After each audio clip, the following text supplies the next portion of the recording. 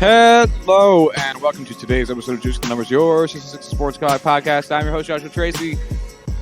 And I'm Corwin Heller. Yeah, and, Anyway, it is October 18th. It's about 6:45 p.m. here on the East Coast. The Jets are currently getting their booty blasted by the Finns. The Rays are in the World Series. The Braves and Dodgers are currently set to battle it out in about an hour and a half from now to determine which of the two of them does it in a Game 7. Corwin, are you ready to start getting into stuff? Yes, sir. All right, before we dive into, once again, the Jets, there's just always more to say with how bad this team is. Is this the Jets podcast now? Well, I was thinking maybe we could start off with a team doing exactly the opposite of what the Jets are doing. How are your Steelers, Corwin?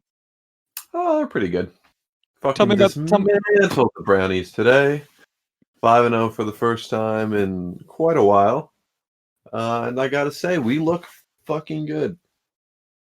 Definitely passing of the eye test. Yeah, it is.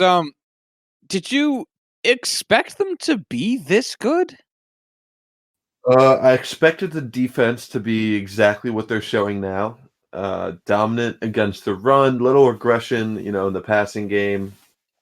I did not expect Minkah Fitzpatrick to kind of regress back to the way he's been playing.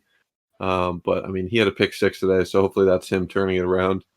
Offensively, I expected them to be good. Obviously, I thought Ben was going to come back strong, which he has. I did not expect the running game to be quite as effective as it has been.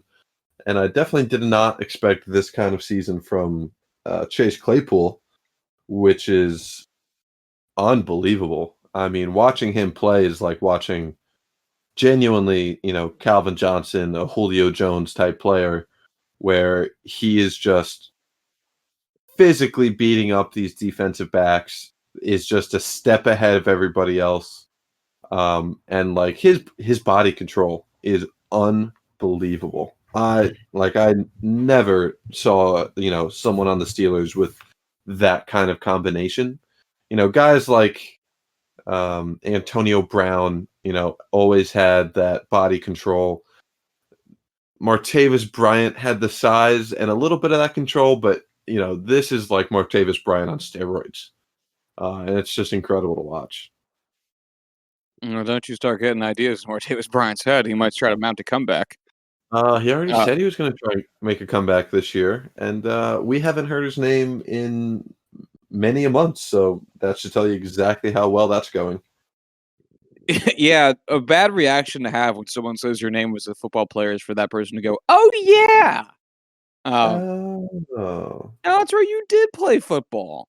Holy shit, Packers are getting fucked by the Buccaneers." which is wild to see. Oh my god. Wow. Sorry, I'm just looking at scores to see how the rest of the league is doing today. So actually, before we get farther into, as we edge closer towards talking about the Jets, we discussed last week on the podcast which of the losing teams between the Falcons and the Giants and the Jets would get their first win, and we both mutually agreed that it was by far going to be the Jets to be the last team to get a win. And hey, would you look at that? The Giants won today, and the Falcons won today. So, and the Jets still poised to lose shows that, one, we were right in a very easy way, and two, sometimes life is just hilarious. I mean, if that's the way you want to word that, absolutely. Yeah. The game's not over yet, Josh. I don't know why you're holding out, or not holding out any hope that your Jets will be able to make a comeback this week.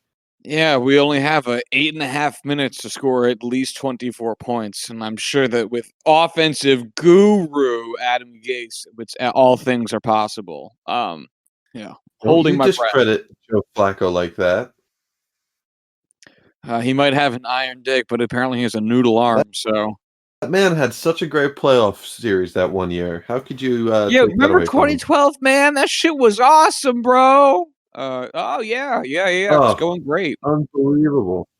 The one thing actually that is comforting about having Joe Flacco there is that it's not Luke Falk. So Adam Gase can't go to ownership and be like, "Come on, like you didn't really expect me to win with Luke Falk, did you?" Like this guy that was I don't even know if Luke Falk was drafted. I'll assume he was, but never started an NFL game and had to get thrown in there because of an injury. No, it's Joe Flacco. He's been around for a while. We see older QBs be effective all over the place, especially when they have intermittent starts like Nick Foles. You can't use Joe Flacco as an excuse for why you're losing games Right. in the way you could have used Luke Falk anyway. Yeah, I definitely would agree that, Joe Flacco is a shell of his former self. That being said, there's no way you could look at this and be like, well, if it was different situation wise, Adam Gase would be dominating. There's no way in hell that could ever be assumed. Of course not. But let's remember that the Jets are an irrational organization. So real quick, because god damn it, if it's not hilarious, the fact that the NFC East is still by far the worst division in football.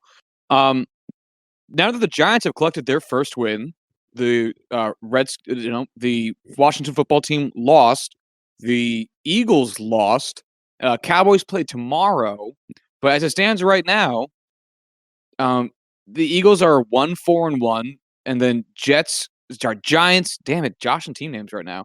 The Giants and Washington are both tied at 1-5, and if the Cowboys lose tomorrow, which is likely, they will be at 2-4. And between this entire division, assuming the Cowboys lose again tomorrow, which again wouldn't be weird, they would have a combined 5 wins. That's just fucking disgusting. Truly 6 gross. weeks into the season. Ugh. Like Dallas, that's the craziest Ugh. part about the fact that Dallas is likely to lose tomorrow is that they are likely to lose tomorrow, and they'll still be on top of their division when they do it at Yeah. 2-4. Like Oh, I if hate it. they win, they will have triple the wins of anybody else in their division. I don't get how you can exist in that kind of like. How is it like coincidence wise that all four of those teams? Granted, I know the Cowboys don't have Dak anymore, but even so, this is his first game without him. So you can't really argue that it's anything to do with that injury. It's the defense. The Giants, I mean, granted, they've been bad for several years, but they have a top 6 pick at quarterback, new coach that came in. They should be on the up and up, and they just look completely lost. And granted, I know Washington is in a similar situation with a top 15 pick. Brand new coach this year who had gone to a Super Bowl previously, and by all means, Riverboat Ron is a great coach. You expect them to be on the up and up as well.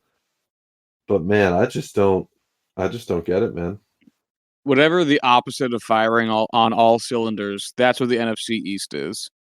They are the exact opposite of firing on all cylinders. There is not a single team. Ooh, okay, hold on. What is more surprising to you? The fact that there is not a single team with a positive point differential in the NFC East. Actually, that's not even surprising. But anyway, that or the fact that the Bills also have a negative point differential. Wow. Um, And that's before playing the Chiefs tomorrow. that's not good. That's really not good. So as it stands, oh, that's so funny. So not only by the time Pro Football Reference gets updated tomorrow, will Washington and the Giants be tied at 1-5? Sorry, 1-5. They'll also be tied in point differential at -52. Actually, no, the Giants will be slightly better. Sorry, I went the wrong way. The Giants will be at -51. The Washington will be at -54. The Eagles right now are sitting at -32, minus another 2 points because they just lost again today. So it's going to be -34. And Dallas is sitting at -17. Ain't that some shit? Yeah, for real. Wow. Goddamn. Yeah. I will say, I think if we just want to accept that because this is essentially a lost season, if we just want to kick out these entire divisions, these entire groups of teams, and just forget they exist, let them go off and disappear into the wilderness or wherever these kind of teams go when we forget about them. I'm okay with it. I really am. It's just amazing that the NFC West is probably going to send 3 teams, um, or is at least going to send 2. You'd expect. I still can't believe the Bears are sitting at 4-1. You'd expect like one of the NFC North or NFC South. Like, there's going to be a team somewhere in the mix come the final playoff push in the last quarter of the season. That's going to be looking at the like 5-10, 5-9 Cowboys, going like they're going to go to the playoffs, and we're not, and we are currently like 10-3. And that's gonna happen. Like Yeah, like the, absolutely. the whatever the Cowboys end up being by the end of the season are going to make the 7-9 Seahawks that made the playoffs a bunch of years ago look like the goddamn 16-0 Pats. Like it's gonna be so bad. And I fucking can't wait. Yeah, oh, I'm thrilled. As it is not my team, I'm thrilled. Um, all right, let's talk about the JETS. I want to die. So I took a gander at the The last goose, 20 the gander. years. I stole a gander from the gander store, and at the last 20 years of offensive stats, and I was wondering where the Jets look in terms of the league average position of these stats over time. So, because I wanted to know, are the Jets so bad that they would have never been a good offense? Or has offense changed so much over the years that maybe the Jets would actually like fit in kinda a little bit somewhere here? You know what I'm saying? Sure, yeah. Yeah. They don't, but we'll get there. Um, Ugh. they're really bad. Like, they're so bad. So, let's do a little retrospective from 2000 to 2019. I didn't put 2020 in here just because it's like 5 weeks into the season. Like, this is not enough. So in the year 2000, in the way, way back machine, um, your average team per game stats were points, and this is for offense. So points for 20.7 per game, 319.4 yards per game. You'd run 63 plays. You get 5.1 yards per play. You get 1.9 touchdowns per game. You would fumble the ball 0.8 times per game. You get 18.4 first downs, 19.1 completions on 32.9 attempts, 206.9 passing yards, 1.3 passing touchdowns per game, 1.1 interceptions per game, 5.8 net yards per attempt, 10.7 passing first downs, 27.6 rushing attempts for 112.6 rushing yards, 0.8 rushing touchdowns, 4.1 yards per attempt, 6.1 rushing first downs, 6.3 penalties per game, 52.7 penalty yards per game, 1.6. What's that? Oh, first downs by penalty. Jeez, who gives a fuck? You would score 30.2% of the time, and you would turn the ball over 14.7% of the time. So, You anything know, a stick out? stat is really just useless when even we look at it and say, "Who cares?" Yeah. Oh, it is. Yeah. Yeah. There's so much of that in football where it's like, I get we have to keep track of something, but is this what we're keeping track of? So in 2019, because again, this year is still underway, and it's it is what it is. It can be funky. So just going It's with the getting last full funky. season. Getting funky. Sorry. Points for 22. Sorry. Yeah, that's right. 22.8. So that's up by 2 points. Yards, 347.9 yards per game. That's up by over almost 30 yards per game. Plays per game, 63.5. That is a half a play more, so not a lot, which is good for 5.5 yards per play, which is about 0.4 more yards per play, which is over the course of a bunch of plays, significant. You get 1.4 turnovers per game as compared to 1.9, so turnovers are down. Fumbles lost, 0.6 as compared to 0.8, so fumbles are down. First downs in 2019, 20.3. That is up from 20 years ago. Completions, 22.1. That's more. Attempts, 34.9. That's more. Touchdowns, 1.6 per game. That is also up. Interceptions, 0.8 per game. That is also up. So basically, in the year 2000, touchdowns to interceptions was basically 1-to-1. It was 1.3 per game to 1.1 per game. And now in 2019, it's basically 2-to-1. Well, it's literally 2-to-1. 1.6 to 0.8. Huge difference there in just efficiency. Net yards per attempt, 6.3. That is up. First downs, 12.1. Passing first downs, 12.1. Who gives a shit? It's up. Rushing attempts, 26.1 per game in 2019 versus 27.6. That's down. 112.9 rushing yards per game versus 112.6 in the year 2000. So despite the fact rushing attempts are down, rushing yards are marginally up. 0.9 rushing touchdowns, which is also higher. 4.3 yards per rushing attempt, which is higher, and 6.1 rushing first downs per game, which is the same. We get 6.7 more penalties, 6.7 penalties per game, which is higher. 57.2 penalty yards per game, which is a little bit lower. 2.1 first downs by penalty. Who gives a shit? That is actually a lot higher, though. Maybe we're getting better at hard counts. Maybe our quarterbacks are just better than they were 20 years ago. Who knows? Scoring percent, 36%. That is a good 6 points higher than it was in the year 2000. And turnover percent, 11.8, which is a good 3 points lower than it was in the year 2000. So just overall efficiency-wise, so good. So you with me so far? Yeah, I'm with you.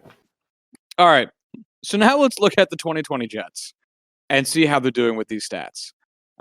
Because I'm not sure if you could have guessed this, Corwin. It's not good. It's not great. It's just simply not good. In fact, it's bad. So let's do a little sorty sort. All right. So the Jets this year, points per game, 15. Yep. That's where we're at. 15. 279.4 yards per play. They're running an average of 62.6 yards per play, which is apparently average, and that just doesn't seem right at all. That definitely feels like it should be lower. Yards per play, 4.5. Turnovers per game, 1. Fumbles lost per game, 1. First downs per game, 17.2. Completions, 20.4. Attempts, 34.6. Passing yards, 176 per game. Touchdowns, passing touchdowns, 0.8 per game. Interceptions, 0.8 per game. Net yards per pass attempt, 4.7. First downs by pass, 8.8. These are all per game. 25 rushing attempts per game for 103.4 average yards. 0.4 rushing touchdowns per game. Yards per attempt of 4.1. First downs by the rush, 8. 7.6 penalties per game, good for 73 yards per game. And 2.4 first downs by penalty. They scored 27.8% of the time and turned the ball over 9.3% of the time. Though, boy, howdy does that seem worse. So, going against league average, the Jets are doing the worst out of all the league averages in the last 20 years. But it's so bad. They're at the bottom of the barrel and I know that this is league average, but I was really wondering, maybe this is just, maybe we'd see a little bit of this decreased efficiency we're seeing at some earlier point. And maybe if I went farther back, we would. But We don't. The first time the Jets aren't the absolute worst. They're the worst by points for on my spreadsheet. They're the worst by yards per game. They're fifth by plays per game, fifth worst. Against league average, they're second worst in yards per play against league average. They're worst in turnovers per game. They're worst in fumble. Oh, they're not worst in fumbles per game, actually. Oh, no, they are. Never mind. I was wrong. Yeah, they are. Yeah, they are. Oh, it hurts. It hurts so much. They're worst in first downs per game. All right, so the first time they find themselves, they're still in the top 10. I guess they're tied for 10th. So this is the farthest down that they are away from being the absolute worst so far is completions. Oh, just that? There is not a single year worse than them from after the year 2010. Oh. In So fact, there's some years before 2010 that are still there are more. The Jets are tied in terms of completions this season with 2007, 11, and that's it. Sorry. And every other year in the 2010s was slightly worse than them, and that's it. naturally. So Um, bad. how much of this can you personally attest to Adam Gase, and how much do you think is just something that you're stuck with for un for the foreseeable future until you can actually start to rebuild this team? Well, so and that's what was ultimately going to drive at with this is it's one thing if we said this was a coaching style that is just outdated, because if we could Mhm. look at this and say, oh yeah, the Jets are doing this in this column and this in this column and this in this column. So, because my original idea was like, hey, what year would this style of play best fit in the last 20 years? Because if we are saying if Adam Gase is living up to the way he wants to coach this team, which obviously he isn't, but even if he was to some small degree, maybe you'd say like, oh, well, you know what? This team makes more sense in 2011, which might have been more around when Adam Gase was like really getting into like coaching and he just never learned to adjust. But that's not the case. They're just bad. Like, and I wanted to give a little bit of leeway, Of possible hope. leeway. Yeah. Just out of, you know, a statistical indifference. I didn't want to represent bias on the outset of this investigation, but man, like they're really like and I didn't do this team by team over the last 20 years because I didn't feel like looking at 320 individual cells or rows. That was just too much for my Sunday. But boy howdy, I might have to. Well, actually, that brings up like the next thing that I did do. That we talked a little bit about before we got on is it really made me think, how do the Jets stack up against the other not that the Jets are going 0-16 for sure, but, oh boy, do they want to, based on how they're playing. So how do they stack up against the other 2 0-16 teams that we've had? And the answer is much, much worse.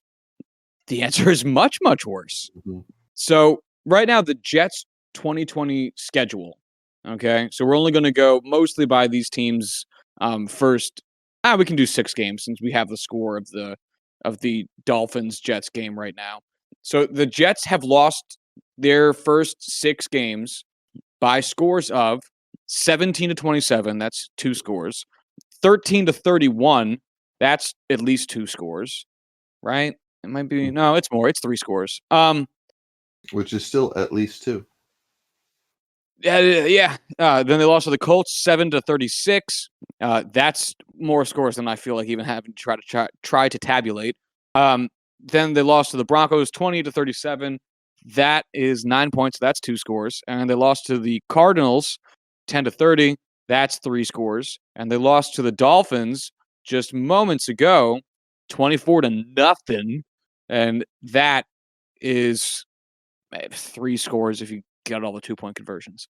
So it they're not even there wasn't a one-score game in there, which just statistically speaking is crazy.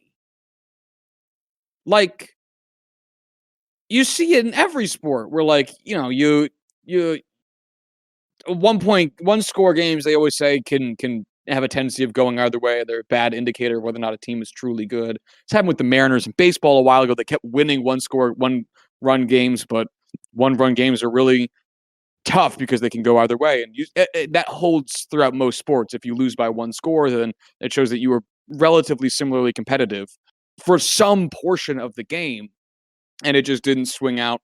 You missed out on an opportunity somewhere that ended up being critical, and the whole game can be broken down based on that, but you played pretty evenly throughout the rest of it.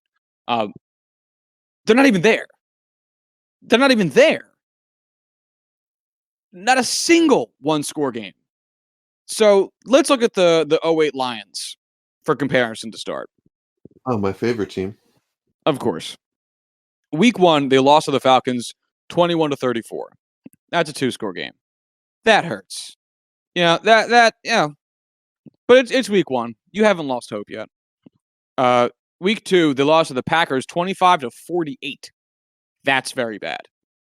That one hurts a lot, especially because it's the Packers. Week 3, you lose to the Niners 13-31.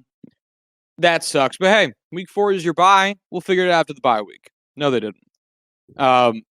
They lost to the Bears 7-34. That's really bad too. Now, that's their first 5 games of the season, or their first 5 weeks of the season, and counting one bye week. There are no one-score losses. That does not hold up, though. As we look at the next handful of games, they lose to the Vikings 10-12. That's 1 score. The Texans 21-28. That's 1 score. The Redskins, or now the Washington football team, 17-25. 1 score. And then the Bears again, 23-27. That's 1 score. Before starting to lose a handful more games of 2 or more scores, and then they start going back to a few 1-score losses later on in the season. But regardless, they're there. They are competitive in that Minnesota Vikings game, no matter what. Losing by 1 field goal, the game might not have been played well. For all we know, both teams really just went out there and sucked it up. But, oh, wow, they actually got totally we know outplayed. one team at least went out there and sucked it up. So the Lions had 212 total yards of offense, and their defense allowed, which means the Vikings had 392 yards of total offense. So they got pretty well outplayed. And although their defense had 3 turnovers, that's pretty cool.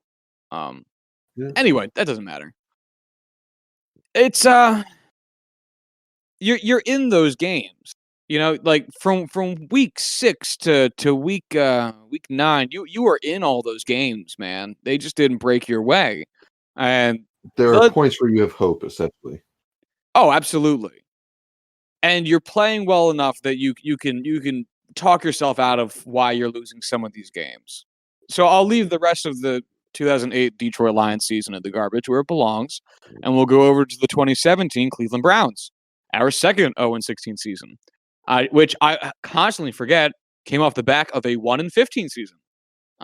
Constantly forget that. Anyway, so week 1, Browns lose to the Steelers 18-21. That, right off the bat, is a 1-score game. You do not feel awful about that loss. Then they lose to the Ravens 10-24. It's a 2-score game. It kind of sucks. Lose to the Colts 28-31. You got to feel okay about that game, even though you lost it. You scored 28 points. That's that's a game where you go, the offense had it, defense didn't have it, but 1 field goal, we can get that shit back later on. They even out yarded the Colts by 11 yards. So there's highlights from that game. Then they lose to the Bengals 7-31. That's no good. Week 5, they lose to the Jets, which is a funny concept right now. 14-17. I remember that game. That was a fun game. Because we almost lost it, and it was going to be a very Jetsy loss. And then week 6, they lose to the Texans 17-33, which is not a 1-score game. But even then, within the first 6 weeks, you got 1, 2, 3 1-score games that you lost, which is pretty even-handed. So there are 3 games you are firmly in, and 3 games where you kinda got fucked. But you can I mean, even honestly, looking at the games they lost, like, they lost that Ravens game. They got 50 more total yards of offense than the Ravens did in that game. They turned over the ball 5 times. That's how they lost. Jesus. Like, but still, like, there's reasons to root in those games. You're not totally out of it. Mhm. Um, and that brings us to the 2020 Jets. They lost to the Bills 17-27, 13-31 to the Niners, 7-36 to the Colts, 28-37 to the Broncos, 10-30 to the Cardinals, and 0-24 on the Dolphins. It's so bad. You could combine some of these scores and still not win games. You could take all the points from the Jets' first 2 games and still lose to the San Francisco 49ers. Uh, yeah, unfortunately, that is true. So, something that I remembered, and I just looked up the 2019 Miami Dolphins through week 5. They played 4 games over that time, lost in order to the Baltimore Ravens 59-10, to the New Whoa. England Patriots 43-0, to the Dallas Cowboys 31-6, and to the Los Angeles Chargers 30-10. So through 4 games, they lost by an insurmountable margin every single week, Comical amount, yes. and yet finished the season 5-11. Yeah, With I'm pretty sure the first win came against the Jets, right? it was in week 9, 26-18. They won the following week against the Colts 16-12. They beat the Eagles of all teams 37-31. And then they beat the Cincinnati Bengals in overtime 38-35. In The other Bengals games, that year, who also got their first win of the season against the Jets when they were 0-11, I believe. ooh, Yeah. but I will say, in the following their bye week, week 4, they lost by 1 point to the Redskins, by 10 points to the Bills, 13 to the Steelers. They lost by 17 to the Bills, a lot to the Browns. I just don't want to do the math. It's 17 to the Browns. They lost by 1 to the Jets. They lost by 16 to the Giants, and they lost by 3. Actually, no, they beat the Patriots in week 17. My goodness. I missed that part by 3 points, 27-24. So they had a lot of close games to close out the end of the year, despite starting the year so, I don't know how else to put it, but horrifically. Um, I just don't see the Jets making that kind of transition. No, I don't. I think you're completely right, and I think one of the main reasons is at that point in time, that Dolphins team was very in flux in terms of roster. There was a lot changing in that roster. This Right. Jets And I believe team, a rookie head coach as well. I believe you're correct. This Jets team is, technically speaking, probably built to be a contender. Sadly, based on um, how far along we are in the rebuild and whatnot. We have a quote unquote franchise quarterback. We had a head coach that was supposed to help push us over the edge. We had a big draft. In theory, I would think in Jets ownership's mind, this team was supposed to be a contender. And this is how they're performing. Worse than that very where are we in terms of our team construction Dolphins team from a couple years ago. And there's no changing this. This is what they are. It'll change at some point. It will. Hopefully, it's the Trevor Lawrence experience and things pick up. It's just, it won't happen with Adam Gase there. And we've said it for what feels like 3 straight weeks. Might even I be think, 4 at this point. yeah, Jeez. for real. It needs to happen sooner Well, rather my than later, obviously. But my goodness. And the reason in my mind this keeps coming up is just how incredulous I maintain about how bad this team is.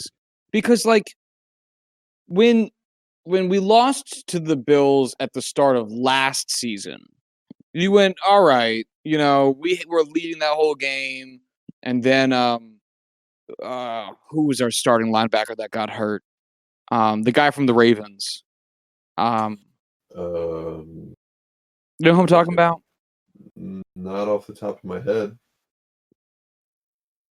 Son of a bitch. We gave Ray him a Lewis. bunch. Huh? No, not Ray Lewis. Oh, Uh, oh, oh. Shit. Yeah, I know exactly who you're talking about. Um, went CJ right. something? Yeah. Fuck. Oh God, how do I not know this? Right? Me too. I'm kicking myself.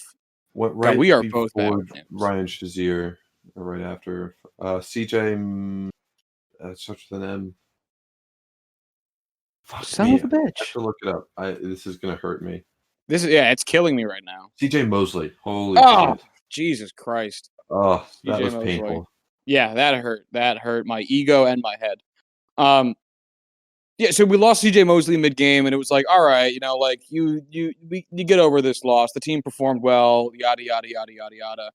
And then um, Sam Darnold got mono, and he was gone for a few weeks. And you had the Luke Falk experience, and that was tragically bad. But you're like, it's this kid Luke Falk. Who even is Luke Falk? No one cares about Luke Falk.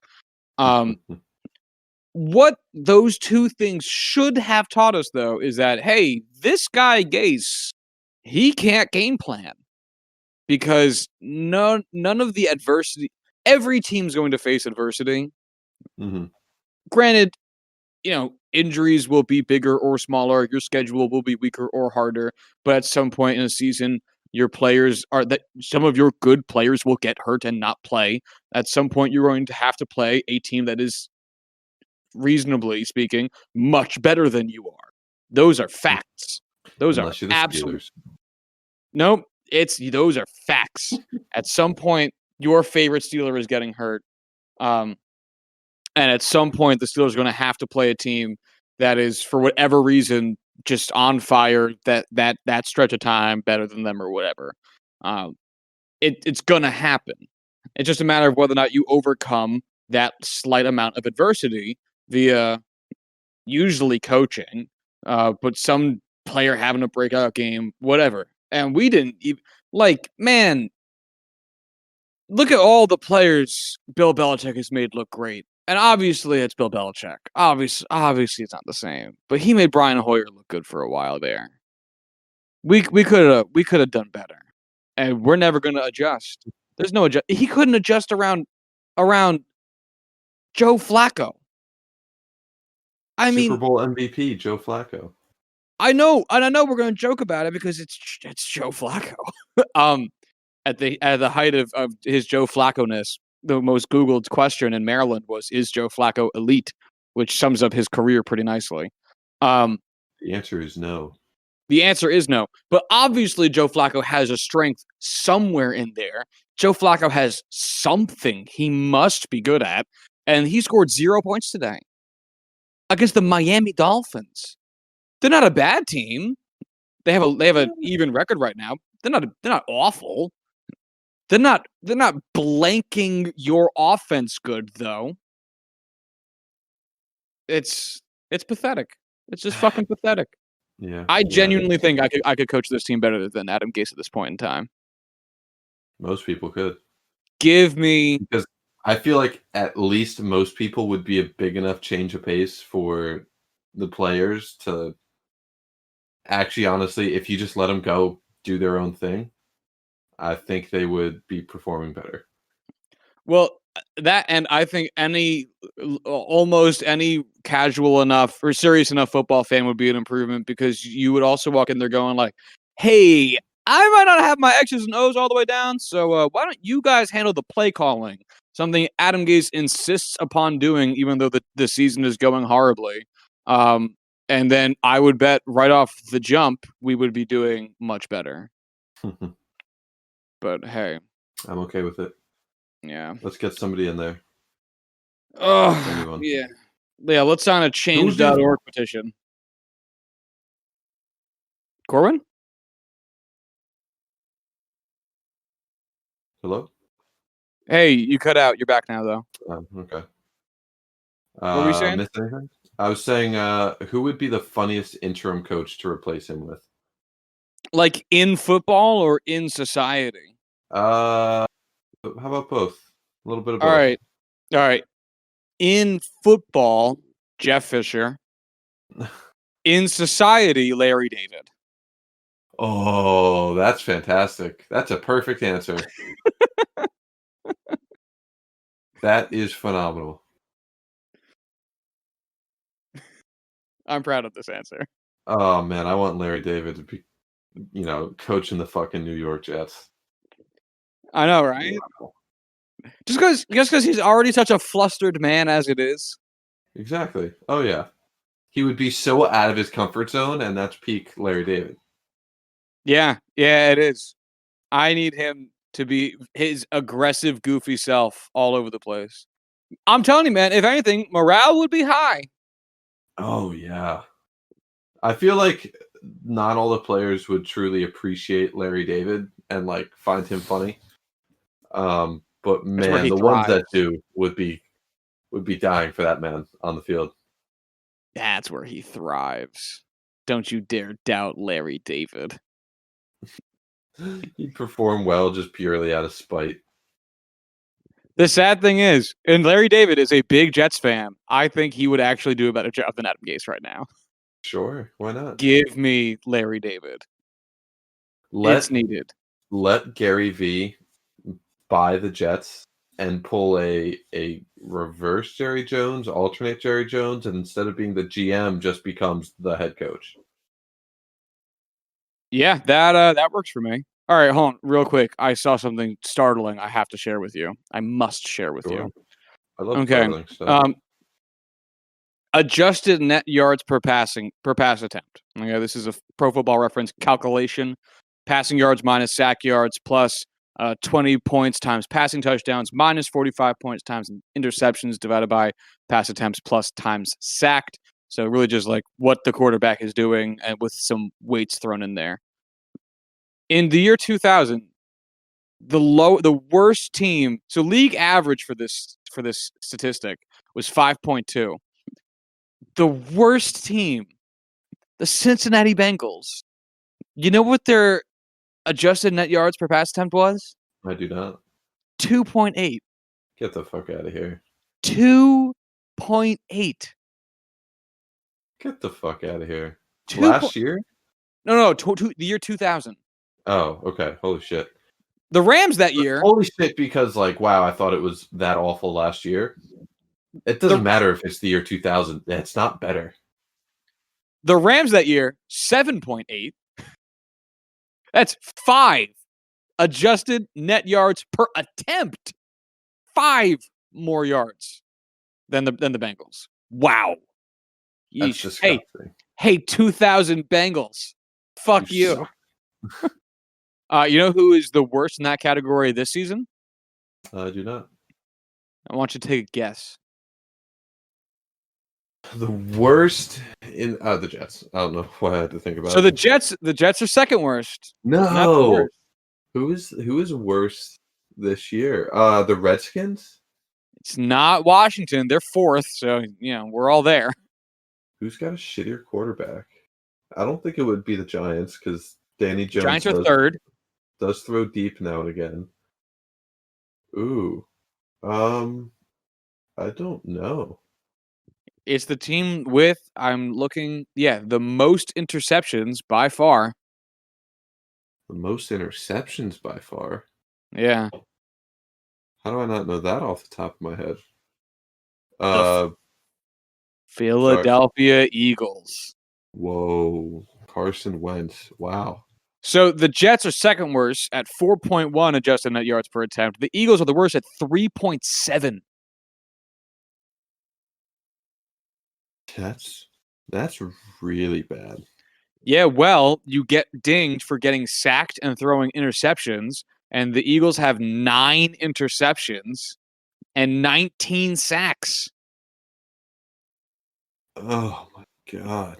So it's crazy because if you look at some more normal stats, Eagles versus Jets, the Eagles are coming out way ahead. Like, even though this is the case, I think I'd still rather have not even I think, I would much rather have the Eagles, because completion percent, the Eagles are at 60.2, the Jets are at 59. Yards, the Eagles are at 1,072, the Jets are at 880. Eagles have 6 touchdowns, the Jets have 4. Eagles have 9 interceptions, the Jets have 4. Yards per attempt, Eagles 6.2, Jets 5.8. Adjusted yards per attempt, though, 4.7 for the Eagles to the Jets 5.2. But fuck it, I mean, yards, their actuals is just so much better. Like, even though their efficiency is so much worse, at least things are happening, you know? Like, think about it this way. Think about this. This is it's fucking nuts. Think about it this way. The Eagles have a worse adjusted net yards per attempt than the Jets by about half a yard. So they're really not efficient with the ball. So the Jets are actually more efficient, kind of, than the Eagles in the passing game. The Eagles have negative 12 expected points from passing. The Jets have negative 33.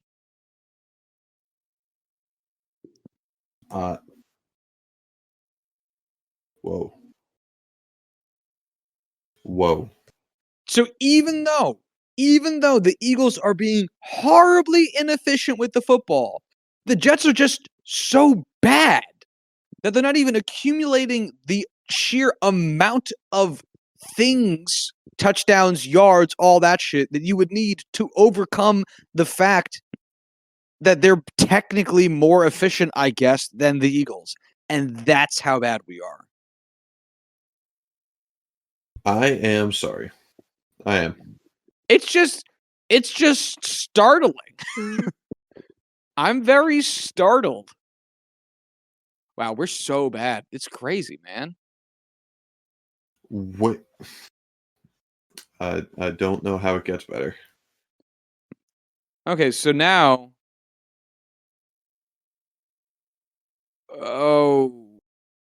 Okay. Oh, because it's accumulative. All right. So the Bengals, in the year 2000, had the worst expected points total from passing offense in the league. We're not surprised. Would you like to guess what it was over the course of a full season? Sure. Go ahead. Oh. No, I don't want to guess. Tell me. I changed my mind. It was negative 181. No, it wasn't. Yes, it was. No, it wasn't. It was It negative wasn't. 181 for a full season. What's Is that crazy? What's crazy is that there are 9 teams with negative 100 or less. The Jets just barely not being a part of them at negative 99.92. that's demoralizing. Yeah, that's yucky. That's just like, wow. I think we need to, like, at some point talk about the 2000 Cincinnati Bengals because this is crazy. So on a per game basis, that's negative 11 expected points per game. And as it stands in Pro Football Reference, they don't count today's game yet because they haven't tabulated all the figures. But the Jets' passing offense accounts so far for negative 33.64 expected points per game. And negative 33 divided by 5 games is negative 6.6, which means that the Bengals' passing offense was almost twice as bad as the Jets this season. And I can't wrap my head around that. I'm glad I wasn't around to watch. I am. What do you think the record was? 1-15. 4-12. Damn, who's the QB? Their coach, they had 2 coaches. Bruce Coslett went 0-3, and then Dick LeBeau went 4-9. Their quarterback. Ooh, Dick So LeBeau, they had 2 quarterbacks. Akili Smith played in 12 games, and Scott Mitchell played in 8. How did Kelly Smith do? Oh, what do you want to hear? None of it's good. Oh, never mind. Save me from uh, I'll go with that then. quarterback. I'll go with quarterback rating just because that's easy. Akili Smith had a 52.8. Scott Mitchell had a 50.8. Okay. All right. Man, I don't It's know not any great. of these names. Their main receiver was Corey Dillon. Who's that? It's a name I recognize, but I do not recognize it Their number 2 wideout was at all. Brandon Bennett. I'm gonna look up Corey Dillon. Who are you people? Who are you people? Corey Dillon is a 4-time Pro Bowler, I one-time don't think Super that's Bowl true. champ. How? Has he was a running back, which should tell you a lot. You're telling me their leading receiver was Corey Dillon in Um, he was 2000? he was listed first. Let me go double check myself. Um, oh no, he wasn't. Sorry, He that was that their was leading actually rusher. he was their leading rusher. They have Okay. it's even though rushing does come first. Total yards comes last. All right, I'm a big idiot. Their leading There, receiver was Peter Warwick. who had under 600 yards. Yes, Holy shit. yes, it's very bad. This is the worst team I've ever seen. How did they go 4-12? Who did they beat? They had back-to-back wins against the Broncos, and the Browns. Of course, the Browns are here. And they also beat the Cardinals and the Jaguars. Wow, those are the 4 teams you would expect them to beat. I'm actually surprised one of them isn't the Jets. Wow. Anyway, one other fun Jesus fact about this Christ. team that I would like to oh, no, there's a few. Fun names from the 2000 Cincinnati Bengals. They had a wide receiver who was a kick returner by the name of Craig Yeast. That's an unfortunate name. Craig Yeast. They had a kicker named Daniel Pope. He was accompanied by fellow kicker Neil Rackers. And at right linebacker, Takeo Spikes. Oh, I love that. Yeah, there's some great names on the 2000 Bengals, but unfortunately, they were no good passers. Have you ever seen a picture of Takeo Spikes? I honestly cannot even imagine what the proper way to pronounce his name is if it's not that. But have you ever seen a picture of his neck? I'm looking at it right now, and it is literally thicker than his head. That Oh is my correct. god, what the fuck am I looking at? You This know is exactly what you're looking at. I have to close this tab. It's making me uncomfortable. I don't want to look at that anymore. I'm gonna have nightmares about that shit. Good. God, I hope so.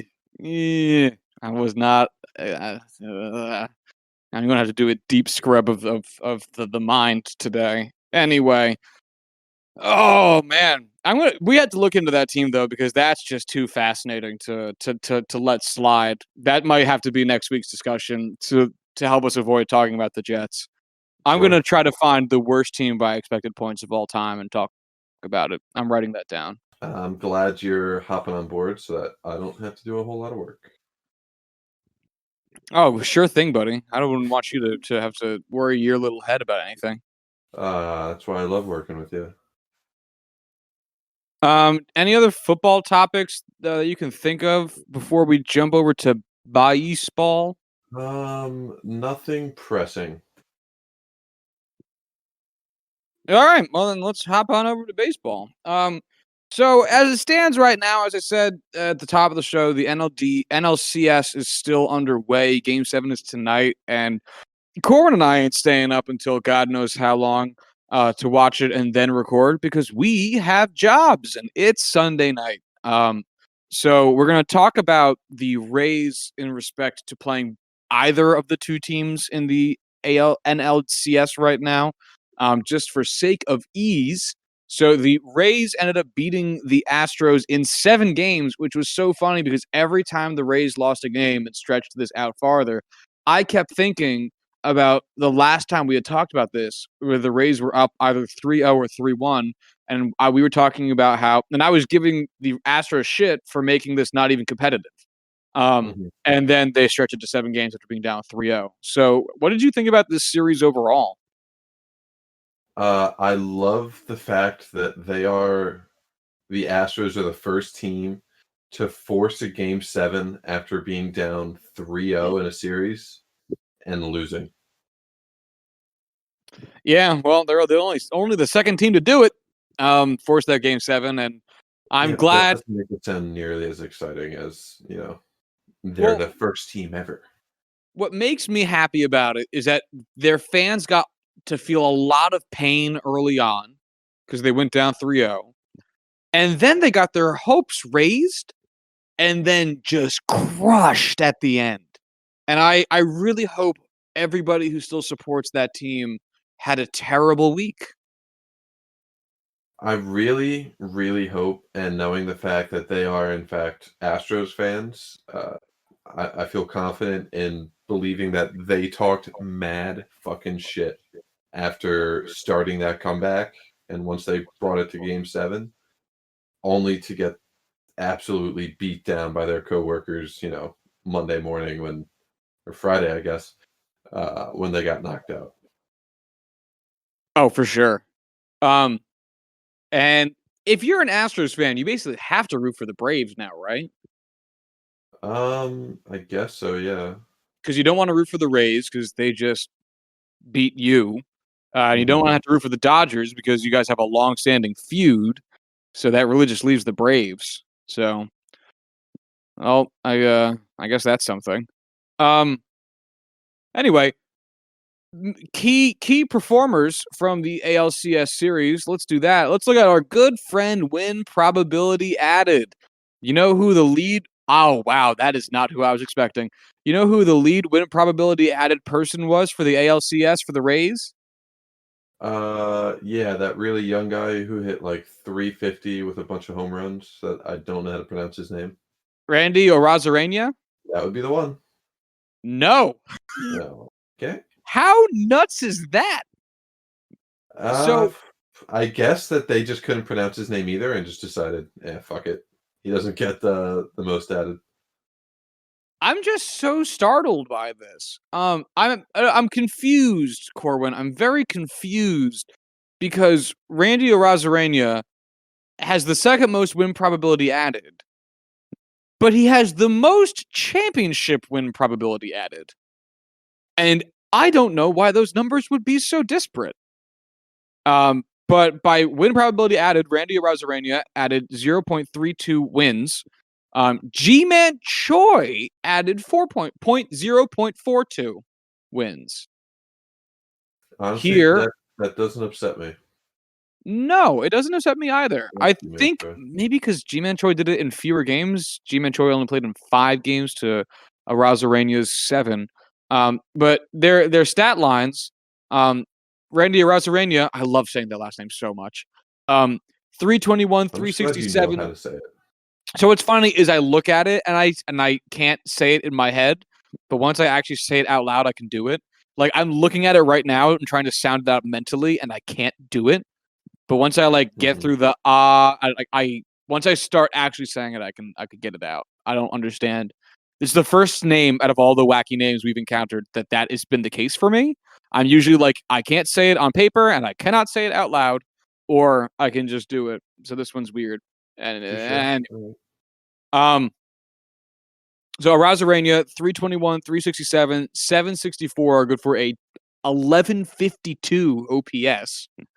And the G-Man Choi, 385, 529, 615, good for an 1145 OPS. How? Oh, because of the slugging difference, I guess. Man, those numbers don't seem like they should add up the way they add up. But anyway, uh, yeah, man, those two dudes, god damn, that's some fucking hitting right there. Um, Yeah, I'm excited to see them in the World Series because I actually will be able to watch that consistently. Um, but yeah, it's as long as the Dodgers lose, it's all that matters. Also, shout outs to Joey Wendell for being the worst guy on the team by win probability added. Shout negative out Joey Wendell. 0.28. Fuck you, Joey Wendell. For the Astros, our lead win probability added guy was some dick named Carlos Correa. With 0.4, followed by Josie Altuve with 39, 0.39. The worst, wow, the worst player on the Astros in the ALCS was Alex Bregman, negative 0.81. Good. Fuck that guy. Joey Wendell, negative 0.28 was the worst guy on the Rays, and negative 0.28 wouldn't have him. He'd be fifth in the bottom five of their. Sorry, he'd be third in the bottom five of players. With Yuli Gurriel posting a negative 0.49, that racist. And then Alex Bregman tripling Joey Wendell's terribleness. Which, wow, is that saying something? That makes me happy. Yeah, right? Charlie Morton was the main win probability added getter for the Rays and pitching with 0.46, which makes him the main win probability added collector on the Rays. The worst was Tyler Glasnow, also a surprise, at negative 0.2. Main win probability added for pitchers on the Astros was Ryan Presley, as a surprise, for 0.35. And the worst was Inoli Paradis. See, look, that was one I couldn't get, and I didn't get it in real life. Negative 0.33. So there is that.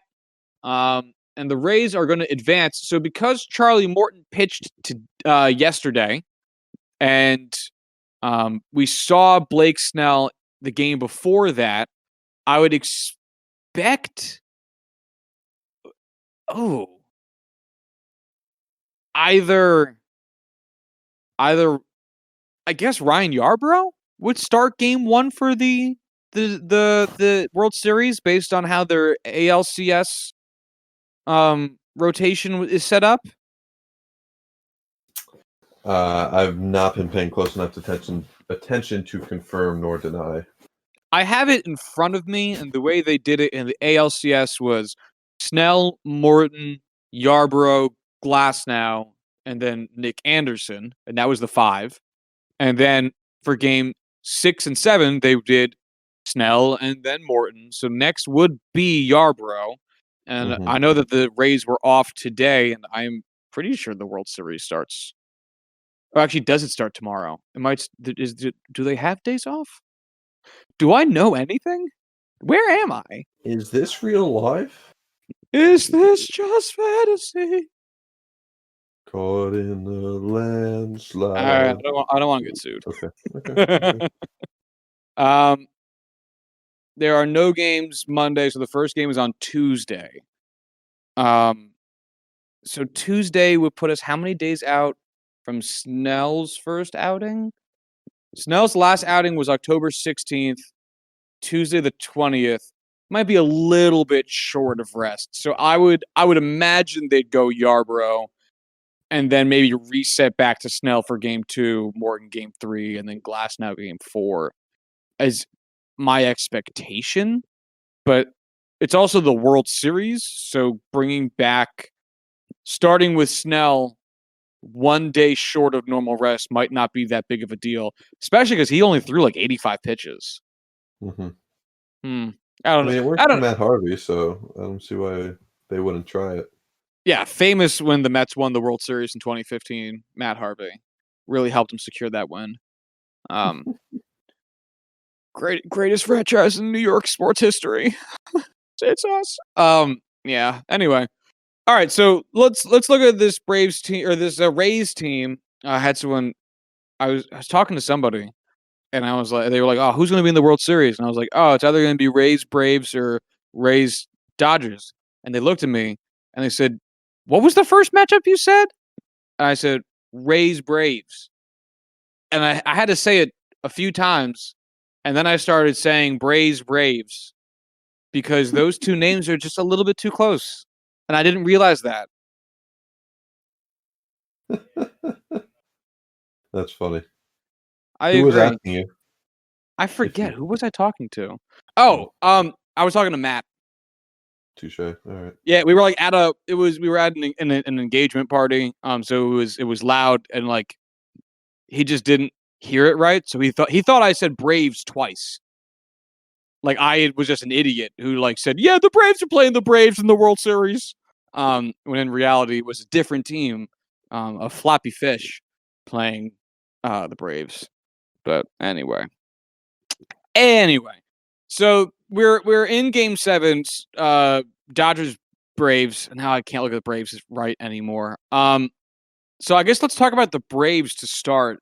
Let's look at hitting. So in terms of OPS, the OPS leader. Wait, who do you think the OPS leader of the Braves is right now in the postseason? Ozzy Albies. He is third. Freddie Freeman. He is second. I'm going to go out on a limb and say it's not Ronald Acuna. It is not Ronald Acuna. He is not doing hot. I don't know. It's Charlie Culberson. Of course. The not what's his name now? Dansby Swanson. Yeah. Charlie Culberson, 2 games, 3 at-bats, 2 hits, 1 strikeout. That's his stat line. I mean, his bat. Are you ready for his batting line? His batting line right now is 667, 667, 667. Because of course it is. That's hilarious. Small sample sizes.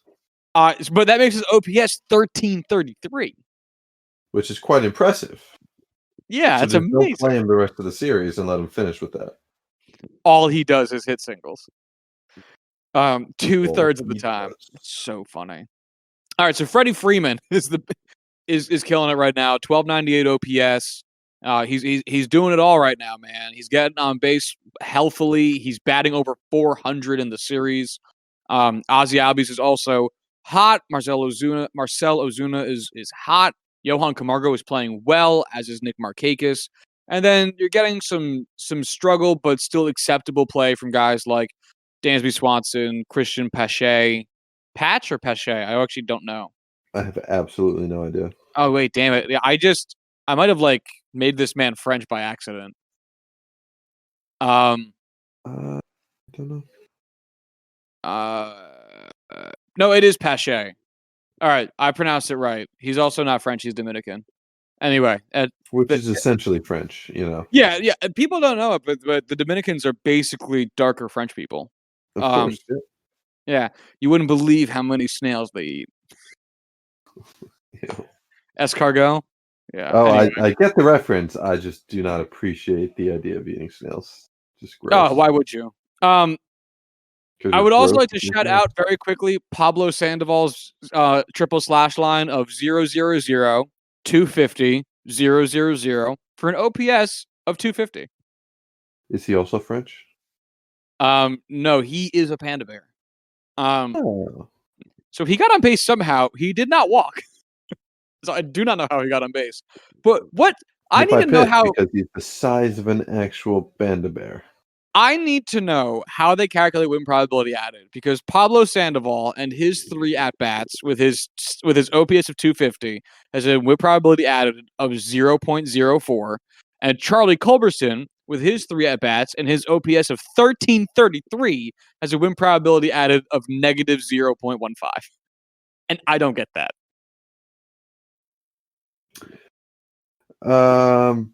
I do not have a mathematical or baseball explanation for you.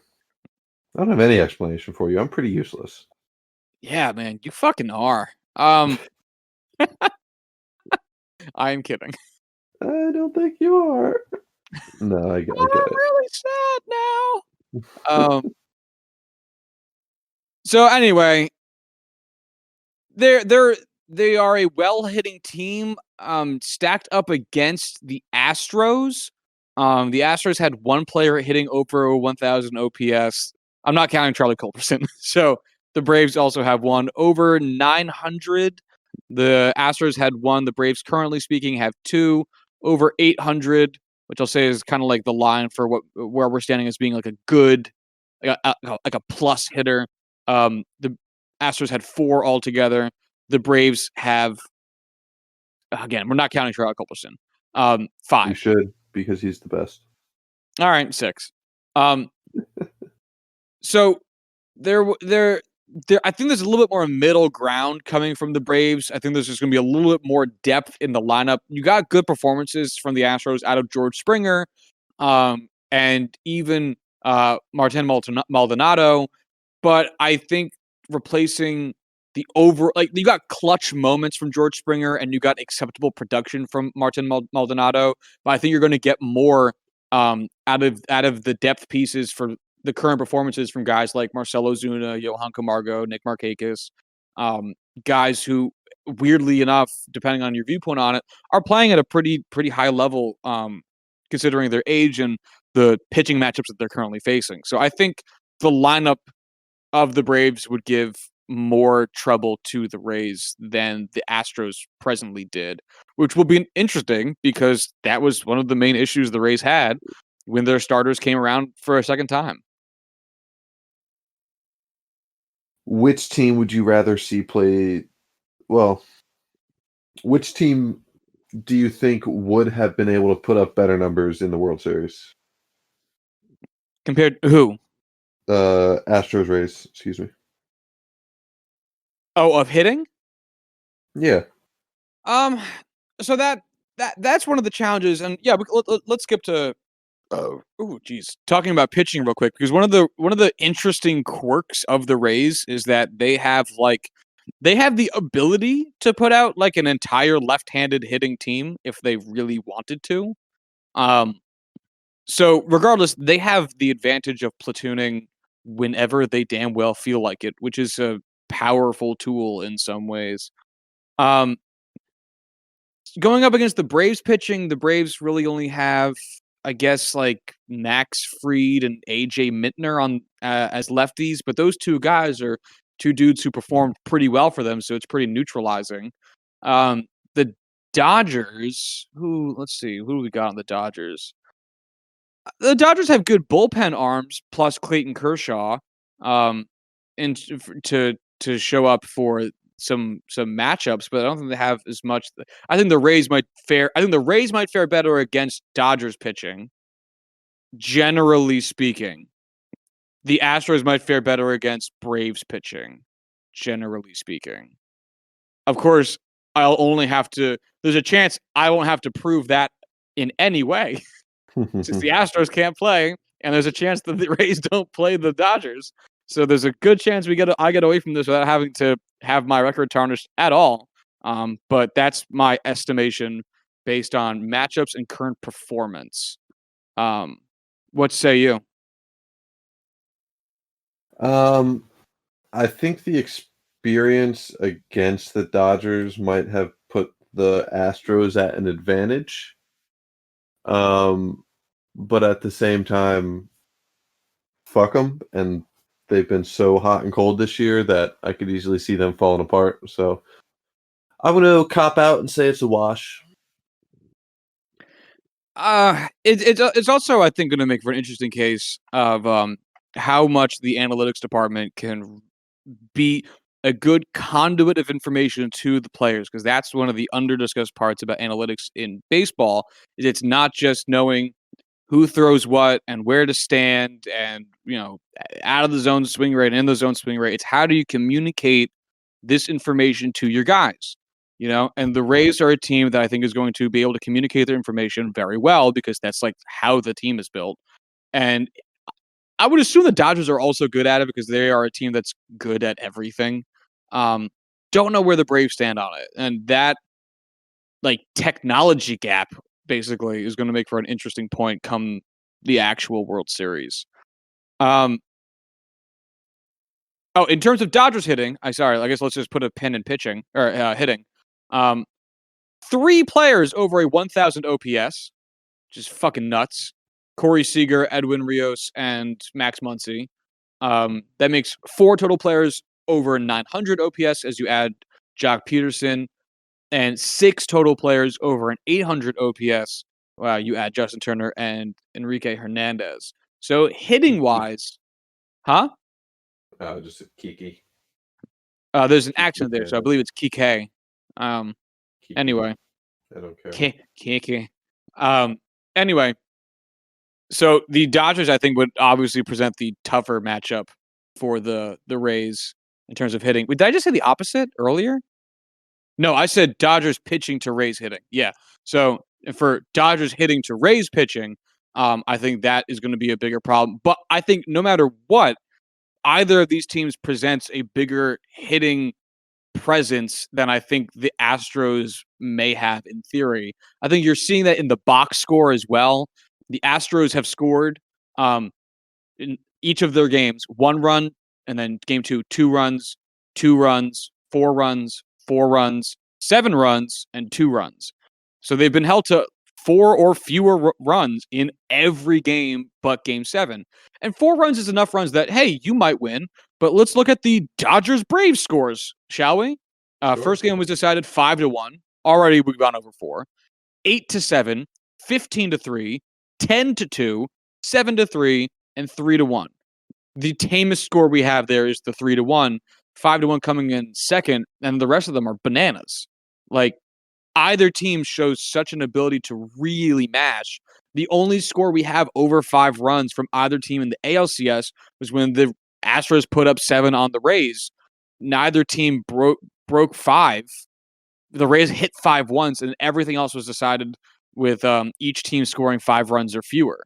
So the bats is going to be a huge question mark for the Rays because, one, how are they going to fare against these teams pitching, which has shown an ability to fail in spectacular ways based on all these runs, but how is the Rays pitching going to fare against this hitting, which has been at times stupid hot? So as with all series is ever, it's going to come down to pitching. It is the quintessential part of the game. It is the hardest part to get right. It is the most frustrating thing to see your team fail on. As I'm sure the Dodgers felt pissed watching their team lose 8-7 when 7 runs should always win you the game. And sometimes it just doesn't. In terms of pitching, the win probability added leader for the Braves is Bryce Wilson. Who'da thunk it? With his .27 win probability added. Their worst pitcher was Kyle Wright. For the Dodgers pitcher with the most win probability added, Walker Buehler with .38. Worst one was Blake Trinan with negative .3. No way that holds up. The problem I'm seeing with the Dodgers pitching, just looking at win probability added, which I know isn't the greatest stat, but there's no like WAR stat, and everything else is so small sample size. I want something that kind of takes in all chunks of information. Outside of Walker Buehler at .38, there's no one really faring in the middle ground. Victor Gonzalez, Brusdar, Gratterol, and Kenley Jansen are all over .1.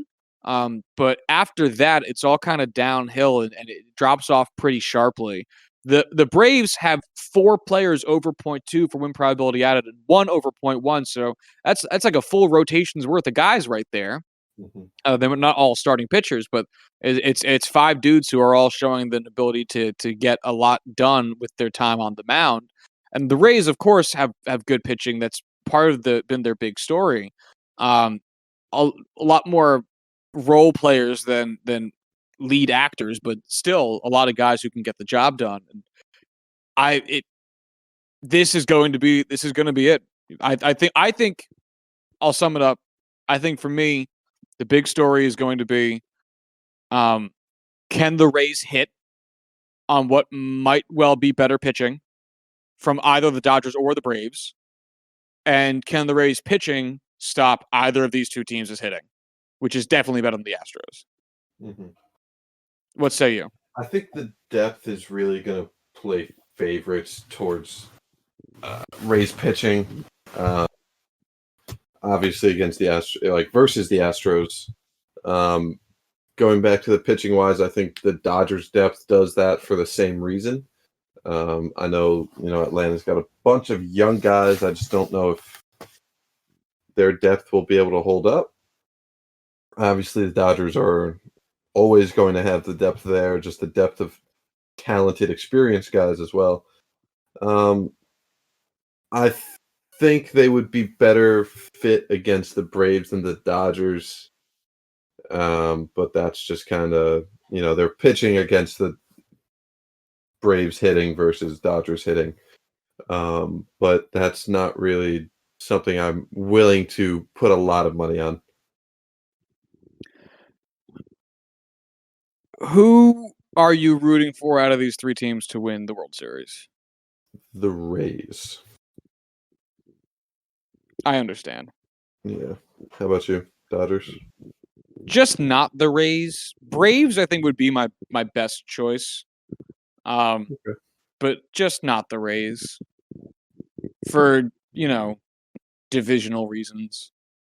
Yeah, and for some reason you could not understand why I wouldn't have the same feelings, or why I would have those same feelings towards the Dodgers. Oh, I understand. Okay, never mind then. Yeah, I get it.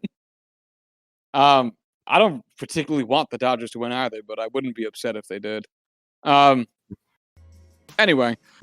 All right, well, I guess that's that. We'll pick up more shit in terms of topics and whatnot that's going on in the world of sports as yeah, you know it. Next week we'll see. So the NFL had a lot of stuff going on with coronavirus positives, that a lot of which ended up being false positives, which seems very sketchy. But we'll save that for next episode, since we've been going for a while. There's a lot to talk about with what's been going on with the NFL in terms of coronavirus cases, and also just what's going on in the NFL. So if you want to follow the show on Twitter, you can do so at JuicingPod. If you want to hit us up via email, you can do so at juicingthenumbers@gmail.com. Check out our Teespring page if you want to buy a t-shirt that's got our logo on it. Super cool. It's really cool stuff, man. And until Thursday, y'all have a good one. Bye.